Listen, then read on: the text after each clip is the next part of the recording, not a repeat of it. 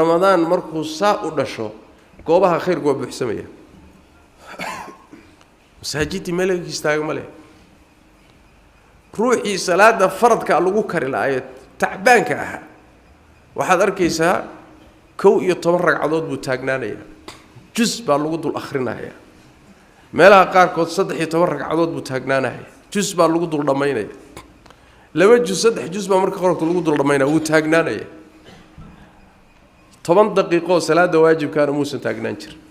kolba lug buu qaadi jiray oo kolba lug buu ku istaag jiray rafaadka haysta maxaa isbedelay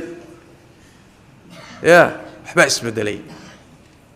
dad badan oo masaajida aqoon jirin baa soo galay masaajida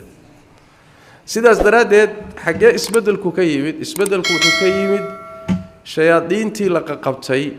ayaa dad badani ka soo fakadeen shayaadiinta dad baa u xirxiran maxaabiista ugu jira askarigii ku hor taagnaa ee xabsiga hor taagnaa hadii laga qabto isaga xabsi la dhigo soo carari maysid marka dadka waa maxaabiis soo fakatay waa maxaabiis ridaha soo jabiyay waa أثرك أن أركينا يواك النبي صلى الله عليه وسلم وشياطين الله حري أي كإيمان إنسان إن يدتكو خير كسوق قابلة وحي خاص كنت هاي يضرع بشهر رمضان إن خاص كنت واحد قراني مركي بشو ساء بحول عيدو هبين كعيد أبا ضدكي مساجد بوحين هي أركيميس وردتك حقيقة لآلي معك عايزتي نيكي يقول سود داي بقار بدن يا جنفك كلفتي مركا وخصائص بالشيء كميته